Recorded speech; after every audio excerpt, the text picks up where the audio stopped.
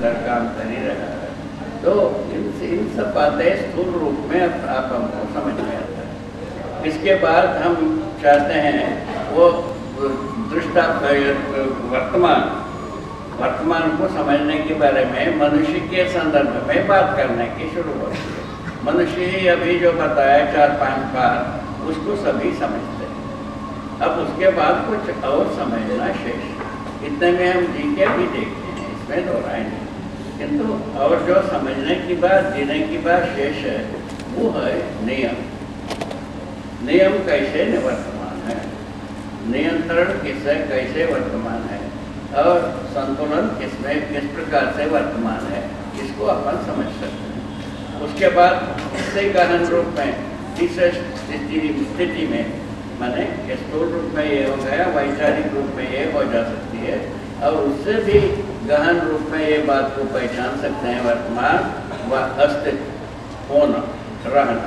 इस बात पर वर्तमान को पहचान सकते हैं, होने रहने के रूप में वर्तमान को पहचान सकते हैं। इसमें पहचानने का मतलब है ज्ञान।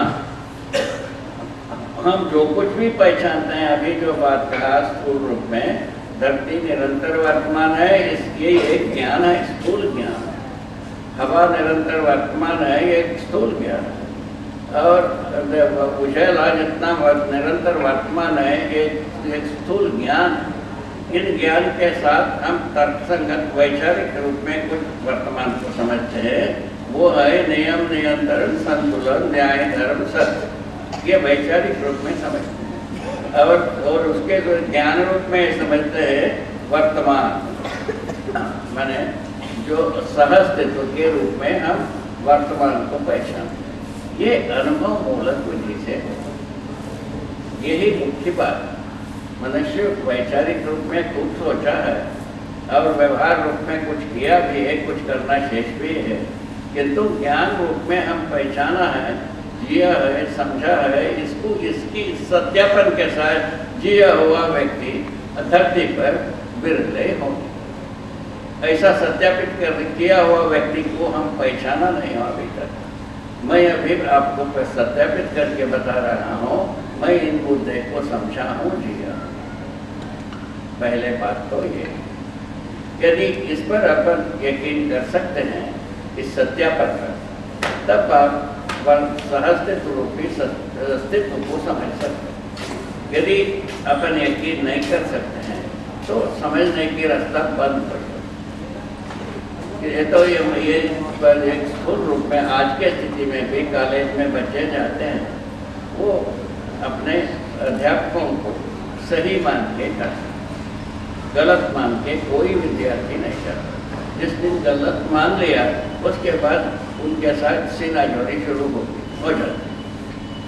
अध्यापकों के साथ विद्यार्थियों का सीनाजोरी उसी तिथि से शुरू होता है जिस तिथि में अध्यापक ठीक नहीं समझ में आ गया। कि आप हर जगह में इसको आजमा सकते हैं, सर्वे कर सकते हैं, डेटा बना सकते हैं, सभी कर सकते हैं, ठीक है। अभी इसी प्रकार से आप हमारे साथ भी ऐसे ही कुछ धर्म संकट है, कुछ बात पर हम मान करके चलते हैं, ये ठीक है, उसको परीक्षण करते हैं। परीक्षण करने के बाद सही उतरता है तो सम्मान बढ़ता है ठीक है। तो यदि जांचने के बाद यदि सही उतरता नहीं है, सम्मान बढ़ता नहीं, ये नहीं बात। यदि इस बात को अपन स्वीकारते हैं, उसी विधि से आप हम सब जितने भी जिज्ञासु, ज्ञानी, विवेकी, विज्ञानी जितने भी बैठे हैं, उसके साथ अज्ञानी भी बैठे होंगे, इन सभी के साथ हमारा विनय पत्र यही है कि यदि अपन ठीक से ये समझना चाहते हैं, हमारे पास सबके पास ये बंद है, क्या माता वर्तमान को समझ सकते। वर्तमान क्या चीज है पूछा, सहअस्तित्व वर्तमान है, नित्य वर्तमान, पहला बात है। इसका जो समझने वाला कौन है, मानव ही है, दूसरा कोई नहीं। सहअस्तित्व कैसा है, इसके बारे में आपसे निर्णय में नहीं करना चाह रहे हैं, उसके लिए अनुमति होना चाहिए। तो सहअस्तित्व इस प्रकार से स्थिति में है कि एक व्यापक वस्तु अस्तित्व है, जिसको हम ईश्वर, परमात्मा, ज्ञान, ये सब नाम दे सकते हैं। इसको हमने और कुछ नाम दिया है सामयिक ऊर्जा। ये बात आपको पहला भाग नाम के रूप में बताया। वस्तु के रूप में क्या है? सब जगह में व्यापक वस्तु। उसको कैसा पहचाना जाता है? आप हमारे बीच की दूरी के रूप में, पर हर वस्तु के परस्परता के रूप में जो दूरी के रूप में पहचान में आता है पहले। उसके बाद जो है ना, इसी में हम डूबे हैं ये भी समझ में आता है, घिरे हुए हैं ये भी समझ में आता है। उसके बाद भीगे हुए हैं ये समझ में आना मुख्य मुद्दा। इस व्यापक वस्तु में हम सब ज्ञानी अज्ञानी विज्ञानी जो कहलाते हैं वो सभी भीगे हैं, ये बात समझ में आना मुख्य मुद्दा। इसको कैसा पहचाना जाए तो उसके लिए हम देखा है, समझा है, वो व्यापक वस्तु आर पार रहता है। ये ठोस वस्तु में भी, पत्थर में भी, शिला में भी, धातु में भी, मनुष्य में भी, जीवों में भी, वनस्पतियों में भी, हर अणु में भी, हर परमाणु में भी, हर रचना में भी आर पार रहता है। इसी के आधार पर हर वस्तु जो इस पे ताकतवर रहता है, इसको ऊर्जा संपन्नता नाम दिया है। ताकतवर होने का आधार पर हम उसको ऊर्जा संपन्नता नाम दिया। ऊर्जा संपन्नता हर वस्तु में, इसमें जड़ वस्तु में कैसे है? चुंबकीय बल रूप में है। हर जड़ वस्तु माने रासायनिक भौतिक वस्तु में जितने भी वस्तुएं अस्तित्व में हैं उन सब में चुंबकीय बल के रूप में विद्यमान है। और चैतन्य वस्तु में आशा के रूप में शुरू होता है, विचार के रूप में होता है, इच्छा के रूप में होता है, और बोध के रूप में होता है, और अनुभव के रूप में होता है, प्रमाण के रूप में होता है। इतने स्वरूप में एक विद्या प्रकट होता है। क्या चीज? वर्तमान होने का नाम है वर्तमान, रहने का नाम है निरंतरता। होना रहना आप हमको बोध होता है, हम सब हैं, इसका स्वीकृति होना। हम कैसे हैं वो रहना। हम कैसे हैं के बारे में पूरा अस्तित्व का 4 भाग में हम देखा है। वो मनुष्य ज्ञानावस्था में है, समझदारी के साथ रहता है। समझदारी यदि नहीं है, भ्रमपूर्वक रहता है। भ्रम से भ्रमपूर्वक रहना या नहीं तो ज्ञान जागृत पूर्वक रहना, 2 ही स्थितियाँ हैं, इसमें तीसरा कोई स्थिति नहीं। इन जागृति पूर्वक समझदारी पूर्वक जी पाता है उसका नाम है जागृति, और समझदारी को यदि कहीं ना कहीं टूटती है उसका नाम है भ्रम। तो समझदारी और भ्रम के बीच में कोई दूरी नहीं है, वो होगा ऐसा ही जैसा हमारा हाथ है, ये भाग ये अब विभाजित नहीं होता, विभाजित हो जाने के बाद हमारा हाथ रहा वो नहीं करेगा। इस प्रकार से मनुष्य के सामने वर्तमान निरंतर होने रहने के रूप में है।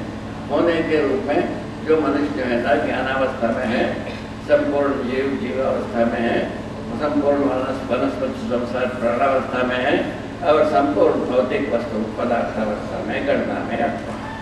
पदार्थावस्था और प्राणावस्था के वस्तु में चुंबकीय बल संपन्नता के आधार पर काम करना है। तो जहाँ तक कि जीवावस्था आती है उसमें जो है ना विचार प्रवृत्ति बनी माने शरीर के अनुसार, शरीर वंश के अनुसार कार्य करने की प्रवृत्ति है। जो गाय होता है, अपने गाय के बच्चा वो अपने वंश के अनुसार कार्य करने को सीख करके ही प्रकट होता है, उससे संपन्न होकर के ही प्रकट होता है। बिच्छी का बच्चा बिच्छी के सदृश काम करने के लिए तैयार होकर के ही पैदा होता है।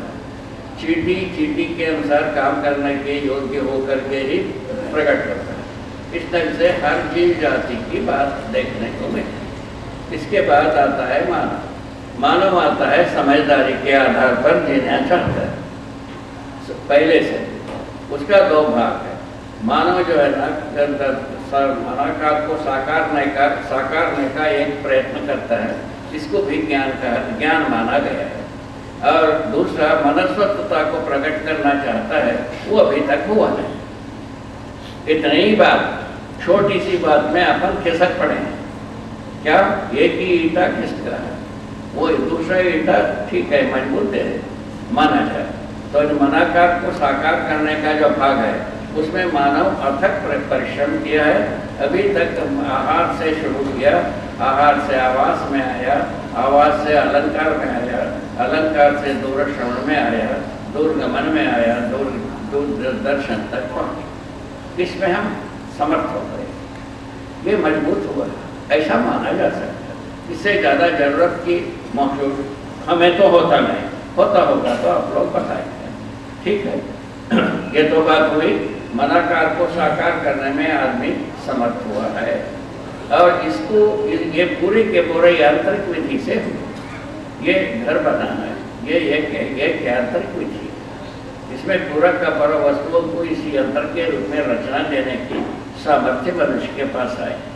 उसी प्रकार लोहे से कुछ यंत्र रचनाएं बनी, मट्टी से कुछ रचनाएं बनी, और पत्थर से कुछ रचनाएं बनी, सब कुछ रचना के रूप में हम किया, उसको यंत्र कहला सकते हैं। इस प्रकार से हम दूरगमन, दूरदर्शन, दूर श्रवण की सारे इंतजाम कर लिए, तो आहार आवास अलंकार रूप में हम सब प्राप्त कर लिए। उसके बाद भी हम परेशान क्यों हैं, समस्या से घिरे क्यों हैं, किससे घिरे हैं, इसके ऊपर जाते हैं तो मनुष्य के साथ की सारा समस्या, ना पत्थर के साथ, ना जीवों के साथ, ना कि वनस्पतियों के साथ, सभी इन सब के साथ कोई हमारा समस्याएं नहीं। समस्या जो कुछ भी है मनुष्य के साथ, मनुष्य के साथ कैसे समस्या आ गई भाई, इतना अच्छा काम कर लिया ना, इसके बावजूद समस्या कैसे है। मनस्वस्थता का अभाव को हम पहचाना, मनस्वस्थता समाधान के रूप में आता है, प्रमाण के रूप में आता है, परंपरा के रूप में। मनस्वस्थता ही मानव परंपरा का आधार बनेगा। मनाकार को साकार करने मात्र से मानव परंपरा बनेगा। मनस्वस्थता को प्रमाणित करने के लिए समझदारी एकमात्र रास्ता, दूसरा कोई रास्ता। समझदारी को हम ज्ञान कहा है, पूर्वजों ने समझदारी को नाम कहा है ज्ञान। ज्ञान से विवेक, विवेक से विज्ञान, विज्ञान से योजना, योजना से कार्य, कार्य से फल परिणाम, पुनः ज्ञान के अनुरूप फल परिणाम होने पर हम सही समाधानित हैं, नहीं तो कोई समाधानित नहीं। समाधान का क्या कार्य रूप बताया? कार्य है समझदारी, समझदारी के अनुसार विवेक, विवेक के अनुसार विज्ञान, विज्ञान के अनुसार विचार,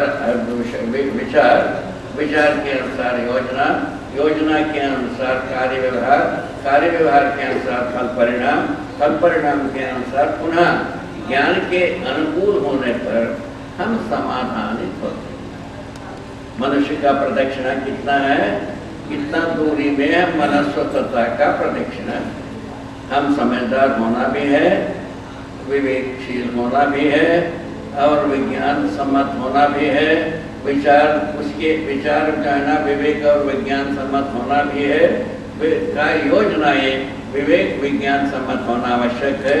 उसके बाद हम कार्य व्यवहार करते हैं, उसका फल परिणाम हर नर नारी से यदि उसके ज्ञान के अनुरूप होता है, ज्ञान के अनुसार होता है, तब हम समाधान पाते।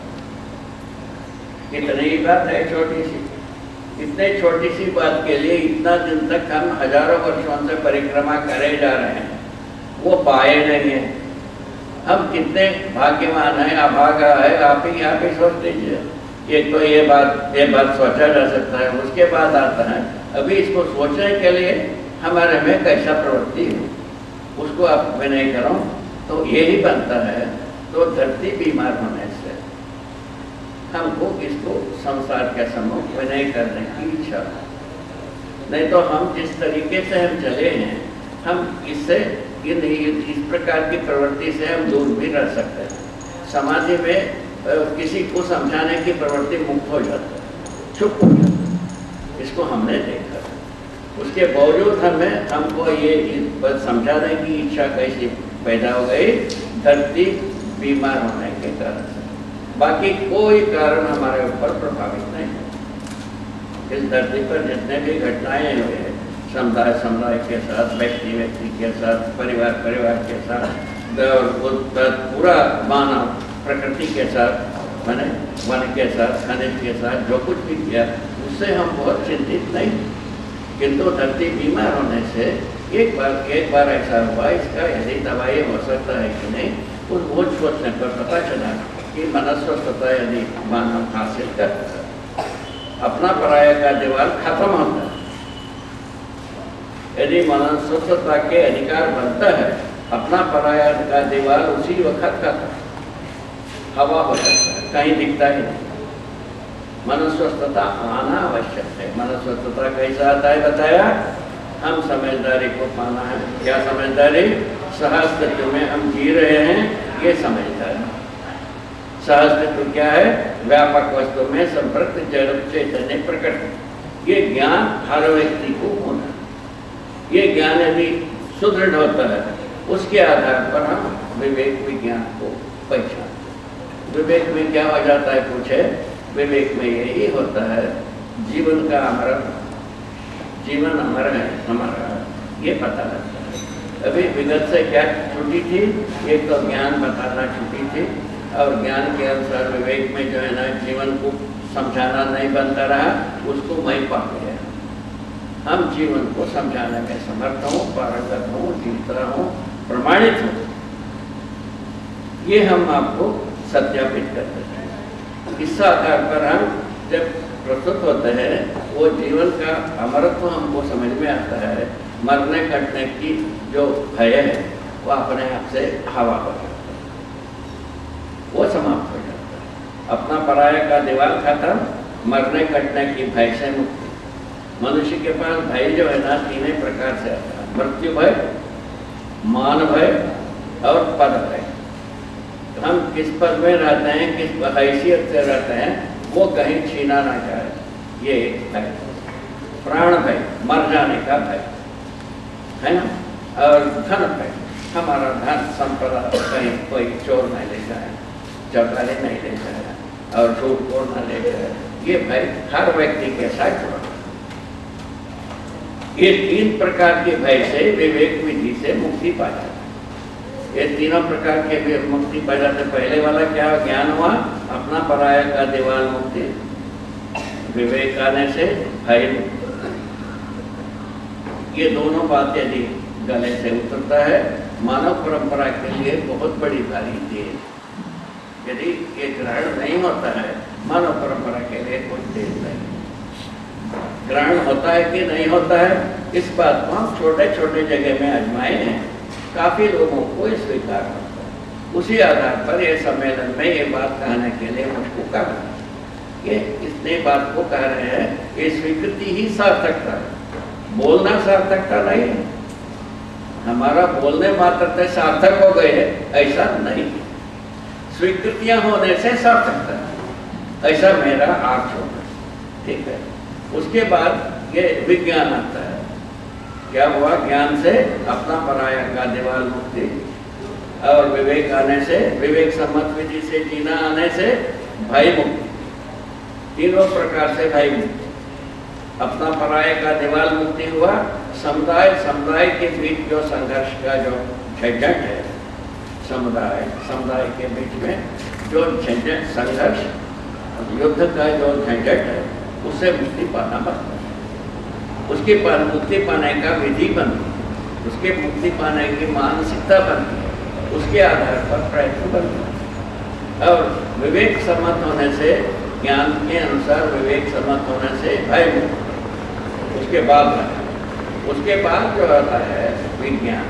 विज्ञान यदि सम्मत होते हैं हमारा सोच विचार, तो उस स्थिति में हम समाधान समझने पूर्वक जीने की अवस्था, यदि विवेक के अनुसार विज्ञान संपन्न हो जाते हैं, उसको हम विचार इच्छा के अनुसार प्रयोग करते हैं, योजना पूर्वक प्रयोग करते हैं, तब हम समाधान समृद्धि पूर्वक जीने की योग्यता बन जाती है। ये समाधान समृद्धि पूर्वक जीना और अपना पराया से रहना और भय मुक्त, इन तीनों चीज आने से उपकार करने की प्रवृत्ति आती है। ये क्या बोल रहा हूँ? चौथा बात, उपकार करने की प्रवृत्ति। उपकार प्रवृत्ति में समाधान समझने की से कम होने से कोई उपकार नहीं करेगा, कोई भी धरती पर उपकार करवे नहीं करेगा। और यदि अभी तक अपन उपकार को क्या समझा कि कपड़ा नहीं, कपड़ा देने से उपकार कर दिया, ऐसा मानते रहे हम। खाना भूख लगा है, खाना देने से उपकार हो गया, ऐसा मानते रहे। ये गलत हो गया, ये उपकार नहीं, ये हमारा कर्तव्य है। कर्तव्य में आता है।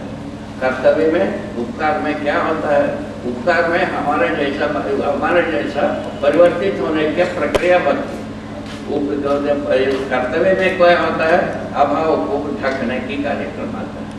जैसा बच्चे को भूख हो गया, खाना खिलाना हमारा कर्तव्य है।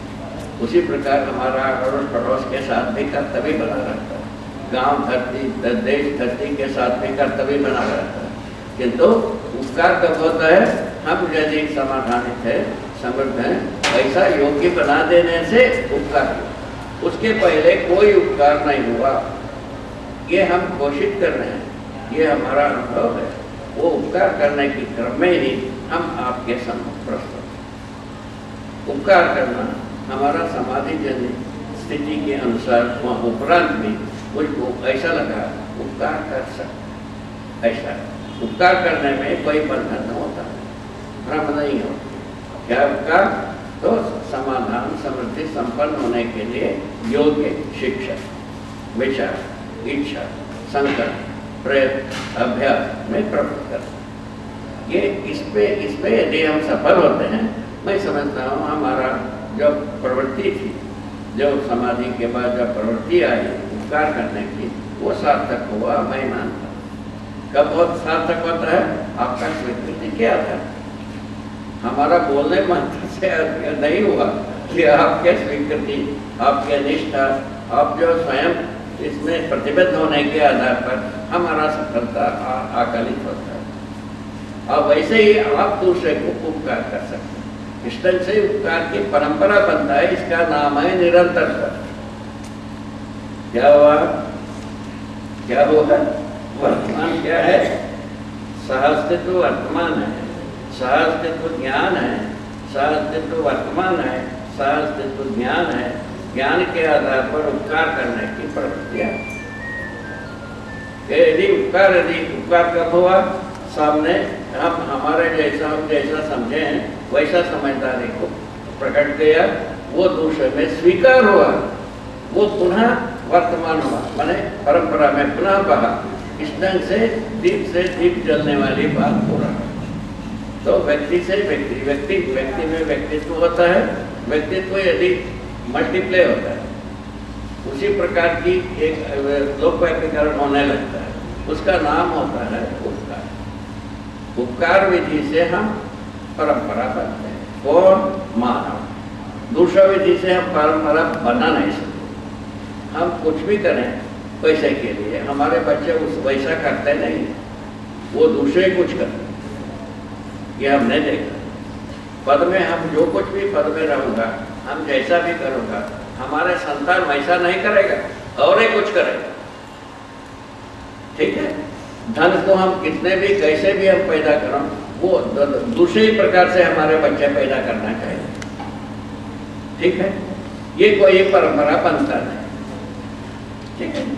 इसी प्रकार हम शरीर को कितने भी अच्छा रखें, हमारा बच्चे उससे अच्छा रखना जानते ही नहीं। वो कैसा है पूछे। उसके लिए एक सिद्धांत बनाया, जो मनुष्य में जो है ना, हर मनुष्य में, मानव संतान में कल्पनाशीलता, कर्म स्वतंत्रता जिंदा रहता, जीवित रहता, प्रकाशित रहता। क्या चीज हुआ? कल्पनाशीलता, कर्म स्वतंत्रता जिंदा रहता, जिंदा। तो मानव परंपरा में हर संतान के साथ आप देखोगे, हम कुछ भी सिखाएं, समझावें, करावें, उसके बाद उनका कल्पनाशीलता, कर्म स्वतंत्रता बना ही रहता है। वो जुड़ने से हमसे आगे हो ही गए नहीं हो। गणितीय विधि से सोचिए, हम कुछ भी आपको समझाया, आपका कल्पनाशीलता, कर्म स्वतंत्रता आपके पास सुरक्षित है, उसको जोड़ोगे तो हमसे आगे हो ही गए। इस ढंग से आगे की पीढ़ी, आगे की गति हमसे अच्छा होने की एक व्यवस्था बनी। हम किसी भी विधि से हम समझा, हम जी पाए। किस बात से? भाई मुक्ति से, अपना पराया की दीवार की मुक्ति से हम जी पाए। मैं कर रहा हूँ, मैं जिया हूँ, जी रहा हूँ, ठीक है ना। तो इस ज्ञान यदि आप में प्रवेश होता है, उस स्थिति में क्या होगी? आपको तो स्वीकार करने के अधिकार रखा है, मौलिक अधिकार। यदि आप स्वीकार लिए उसको, उसके साथ आपका पूरा का पूरा स्वीकृति हो गई, उसके बाद आपका कल्पनाशीलता का स्वतंत्रता दोनों जुड़ता ही है। हमसे अच्छा आप जी सकते हैं, हमसे अच्छा दूसरों को उपकार कर ही सकते हैं। ये मेरा अर्थ कहने का मतलब, यदि मानव उपकार करना है तो समझदार होना है। समझदारी के पहले कोई भी उपकार नहीं करेगा। ये तो एक बार बताया। समझदारी के बाद यदि उपकार में कैसे ये विशेषता बनती है, क्योंकि यदि उपकार कर रहा हूँ, निश्चित रूप में न्यूनतम रूप में हम उपकार कर रहे हैं। आप लोग हमसे अच्छा उपकार कर सकते हैं, ज़्यादा उपकार कर सकते हैं, ऐसा बनता है। उसका सिद्धांत बताया। आपके पास हमसे जो कुछ भी समझदारी है हमारा, वो तो आप ग्रहण कर ही सकते हैं। उसके बाद आपका कल्पनाशीलता कर्म स्वतंत्रता रखा है, उसको जोड़ने पर हमसे ज़्यादा हो गए। इस ढंग से आप आगे आगे पीढ़ियाँ हमसे अच्छा जीने की, उपकार करने की रास्ता खोलती है। इसकी आवश्यकता पर मैं चाहूँगा, ये सभा में बहुत जगह में से लोग आए हैं। इस सभा में बहुत अच्छा सोचने वाले इकट्ठा हुए हैं, पुण्यशील इकट्ठा है। ये बताओ, कोई ना कोई इसकी आवश्यकता है कि नहीं है? इस पर एक दो महिलाएं बताए और एक दो पुरुष बताए हैं। हमको संतुष्टि मिलेगी, हमारा हिम्मत बढ़ेगी। ये बता हमारा हिम्मत बढ़ेगी, इससे हम और भी अच्छे ढंग से उपकार करने के लिए इच्छा बढ़ेगी। ऐसा मेरा सोचना है, ठीक है। यदि इसमें आप सहमत होते हैं बताइए। आइए। क्या कह रहे हैं? आवश्यकता है। इधर किसी की आवश्यकता? हरी ये इस पर बहुत धन्यवाद, बहुत धन्यवाद, बहुत धन्यवाद। ये इस प्रकार से हमको ऐसा लगता है, ये सभा में पुण्यशील व्यक्तियों का बाहुल्य है। पुण्यशील व्यक्ति यहाँ इन बात को स्वीकारने में देर नहीं लगता। सच्चाई को स्वीकारने में पुण्य का प्रभाव होता है। क्या पुण्य है भाई? अच्छा करने की इच्छा पाए, अच्छा जो परंपरा में जो माने गए हैं उसको बनाए रखना, ये दोनों रहने से हम पुण्यशील कहते हैं। बुरा जिसको कहते हैं उससे दूर रहना, भला जिसको कहते हैं उसको बनाए रखना, ये पुण्यशीलता का मतलब। आज तक की मतलब इतना ही। तो यदि पुण्यशील व्यक्तियों का इकट्ठा होने का ये प्रसंग, ये साक्ष्य अभी समझ में आ रहा है, इसमें सहमति बनने की संभावना रखी है। यदि अध्ययन ठीक से हो जाता है, सहमति बनेगी, ऐसा मुझको लगता है, ठीक है ना। इतना विश्वास करना चाहिए ना। इस सभा के प्रति मेरा विश्वास यही व्यक्त होता है। इसके आधार पर आगे कुछ अनुनय भी नहीं करने की मुद्दा बनती है। एक मुद्दा ये बनता है, पहले आपको 6 मुद्दा गिनाए: नियम, नियंत्रण, संतुलन और न्याय, धर्म, सत्य। इसके ऊपर तो थोड़ा सा ध्यान दिलाने की इच्छा है। अभी समय क्या कहता है, एक घाट ये आ गया, दूसरा घाट में इन तीनों को समझाने की आवश्यकता को समझाने की बात है। मुद्दा ये है, न्याय में हमने देखा है, अनुभव किया है, संबंधों का पहचान। संबंधों का पहचानने के मुद्दे में हमारे सामने मिसाल है। माँ जब अपने बच्चे को पहचानती है, उसके बाद ममता शुरू होती है।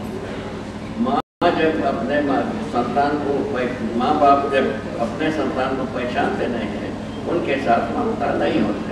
इन दोनों बात का गवाही अपने मानव इतिहास में हो चुकी है। इससे ज़्यादा व्याख्या करने की जरूरत नहीं लगता। तो इसके आधार पर आगे हम विनय करना चाहता हूँ कि यदि संबंध समझ में आता है, उसकी निरंतरता में मूल्य निर्वाह होता है। क्या हो गई है ये भाषा कैसा बनी? यदि संबंध समझ में आता है, स्वीकार होता है, उसको निर्वाह निरंतरता बनता है, मूल्य निर्वाह हो जाता है। समूल्यों के लिए बहुत ज़्यादा झंझट नहीं, संबंधों को निर्वाह करने के पक्ष में ही अपने को अच्छी तरह से समझना होगा और कई के लिए संबंध चाहिए, उस बात को सुदृढ़ बनाना होगा। संबंध कई के लिए भाई व्यवस्था में जीने के लिए संबंध, और किसी भी धूली झोंकने के लिए संबंध नहीं है। केवल एक ही बात की है, व्यवस्था में जीने के लिए संबंध बने। संबंध का परिभाषा हमने लिखा है पूर्णता के अर्थ में अनुबंध। पूर्णता के अर्थ में अनुबंध, अनुबंध का मतलब है प्रतिज्ञा। पूर्णता के साथ समझे आपके साथ जिएंगे, ये जो प्रतिज्ञा होता है इसका नाम है संबंध। उसी प्रकार माँ अपने बच्चे के साथ अनुबंधता स्वीकारती है, माँ अभिभावक स्वीकारते हैं, बंधु बांधव स्वीकारते हैं, पूर्णता के अर्थ में। ऐसे करने पर क्या होता है, हम अपने में मूल्यों को निर्वाह करने योग्य होता है, संबंधों का निर्वाह करना बन जाता है, निरंतरता बन जाता है। फलस्वरूप अभी क्या है, तो थोड़ा देर के लिए संबंध रहता है, बाद में टूट जाता है, वो परेशानियाँ समाप्त हो जाती हैं। तो सामाजिक संरचना में उसकी निर्वाह में जो परेशानी क्या चीज़ है, हम पहले दिन जिस संबंध को पहचाना उसको वैसा हम निर्वाह नहीं कर पाते हैं, वही परेशानी। यदि उसको निर्वाह कर लिया, अखंड समाज सूत्र हो गया, व्याख्या हो गया, हम जीने में सुगमता हो गई, इतने ही बात। मतलब तो संबंधों के साथ जीना, संबंधों को निर्वाह करना, मूल्यों को निर्वाह करना, परस्पर मूल्यांकन होना, उभय तृप्ति पाना, इसका नाम है न्याय। ये न्याय कई के लिए पूछा, व्यवस्था में जीने के लिए पहला घाट यही मानव के साथ जीवन के साथ, संसार के साथ क्या पहला घाट है? नियम के साथ, नियम के साथ रहना। क्या नियम है? आचरण ही नियम। मनुष्य के साथ कैसा आचरण होगा? जो न्याय के साथ जीना ही आने।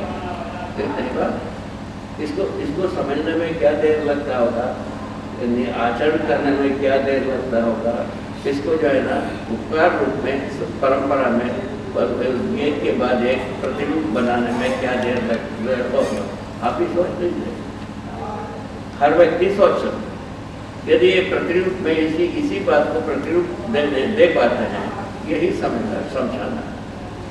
न्यायपूर्वक जीने के रूप में प्रतिरूप तैयार कर देना है, कुल मिला करके उपकार, पहला उपकार है। उसके बाद समाधान। समाधान क्या है? मानव सुखी होना चाहता है, कैसा सुखी होता है? समझदारी के बाद समाधान होता है। समाधान बराबर सुख के साथ ही जीना चाहता है। मनुष्य यदि सुख के साथ जीना चाहता है, उसको यदि समाधान संपन्न बनाना, सहअस्तित्व रूप के अस्तित्व को समझने के बाद समाधान निरंतर बनाई रखना। इस आधार पर अपना पराया के दीवार से मुक्त होने की यात्रा करना, इतना बड़ी बात हो। उसके आधार पर क्या होगी? एक अखंड समाज सूत्र निकलती है, व्याख्या निकलती है, उसको आगे अपन समझेंगे। तो उससे क्या होगा? मानव परंपरा अपराध मुक्त हो सकती। अपना पराया के दीवार से हम सभी अपराध को वैध माने। उसका प्रमाण यह भी जब क्या है सुरक्षा क्या बनी हुई देश के साथ? सुरक्षा, बॉर्डर सिक्योरिटी है ना।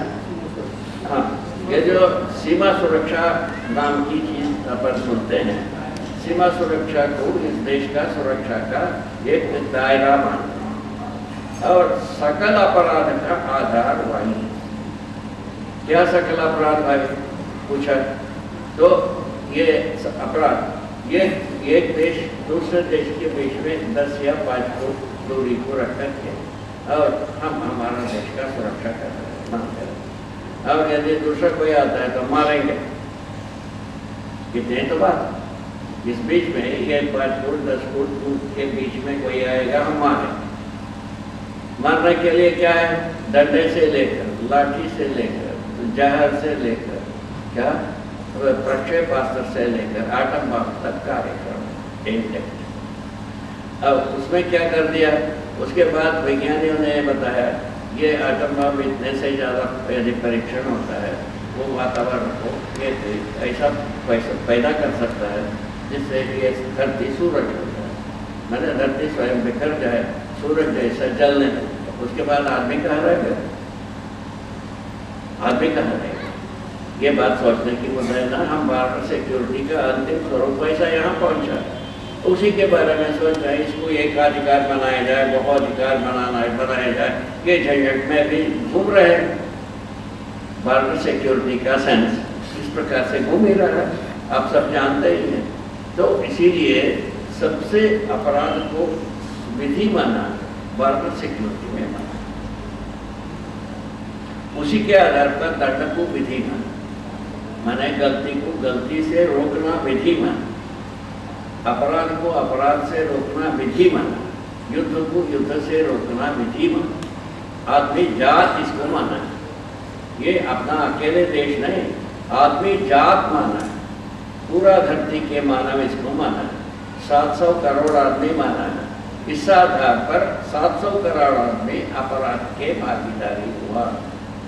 ये जगह मिला, इस जगह को स्वीकार सकते हैं कि नहीं? ये एक तो विधि जिससे इस प्रकार के काम को, हमारे हिंसा को, युद्ध को, द्रोह विद्रोह को विधि मानना, ये मानने में हम सब भागीदारी बन गए। इससे मुक्ति पाना होता है, किससे? ज्ञान होने से, सहस्तित्व ज्ञान होने से इससे मुक्ति पाना होता है। ये अपना पराये का एक दीवार बताया। उसके बाद देश में बहुत जातियां होता है, एक दूसरे की जाति के बीच में पुनः दीवार, छोटा दीवार, वो बड़ा दीवार, ये छोटा दीवार। छोटा दीवार के साथ कुछ कुछ होते ही रहता है, और बड़े दीवार में भी कुछ कुछ होता ही रहता है। इन सबके साथ हम भागीदार हो जाते हैं। इससे मुक्ति पाने के लिए ज्ञान चाहिए, सहस्तित्ववादी ज्ञान होना चाहिए। अभी पहले जो ज्ञान बताया, विरक्तिवादी ज्ञान बताया, ब्रह्म सत्य जगत मिथ्या बताया, हमारे बुजुर्ग होते हैं, ब्रह्म सत्य जगत मिथ्या एक भाषा बताया है, ईश्वर एक सत्य है, ईश्वर जगत मिथ्या है। उसमें जो हमको जो परेशानी हुई वो आपको स्मरण दिलाना चाहते हैं। ये जो ब्रह्म जिसको कहा, उसको पहले बताया अनिर्वचनीय है, अव्यक्त, एक तो ये झंझट बनी। उसके बाद ये लिखा है हमारा किताबों में, ब्रह्म से ही जगत पैदा हुआ, अब ब्रह्म से ही जीव पैदा हुए। इन दोनों को हम मिथ्या बताते हैं और उसके बाद ब्रह्म को सत्य बताते हैं। इससे हमारा परेशानी बढ़ी, सत्य से मिथ्या पैदा हो सकता है या नहीं, वही हमारा शोध का मूल वस्तु। उसको हम जांचने पर पता चला सत्य से कोई मिथ्या पैदा होता नहीं। हम पैदा होता है जो सोचना शुरू किया वही अपने को डुबा दिया। कोई चीज पैदा होता ही नहीं। अस्तित्व में सब प्रकट होने की वाली विधि है, लुप्त होने वाली विधि, उसी को हम प्रलय कहते हैं। लुप्त होने की विधि को हम प्रलय कर रहे हैं, ठीक है। प्रकट होने वाली विधि को विकास कर, विकास विधि हर धरती पर होने की व्यवस्था, प्रकृति सहज व्यवस्था जो है, नियति सहज व्यवस्था, विकास क्रम विकास, जागृति क्रम जागृति के रूप में ही रहता है, दूसरा कुछ होता ही नहीं। सारा परेशानी का जड़ केवल मानव जाति है। मानव जाति से संपूर्ण परेशानी फैली, मानव स्वयं फंसा है। कैसा उद्धार होगा उसका रास्ता तो हमको मिला नहीं था, अभी हम पा गए हैं। वो यदि आप तक पहुंचता है, आप लोग भी हमारा जैसा सत्यापित कर सकते हैं। इतने को कह करके हम अपना नमन करो और विश्वास रखो, आप लोग सब इस पर ध्यान देंगे और ध्यान दे करके संसार के उद्धार के लिए आपका कटिबद्धता बनेगी। फलस्वरूप संसार में उपकार प्रवृत्ति बने फैले हरि हर, जिससे ही धरती स्वर्ग होगी, मनुष्य देवता होगा, और धर्म सफल होगा और नित्य शुभ होगा। जय मंगल।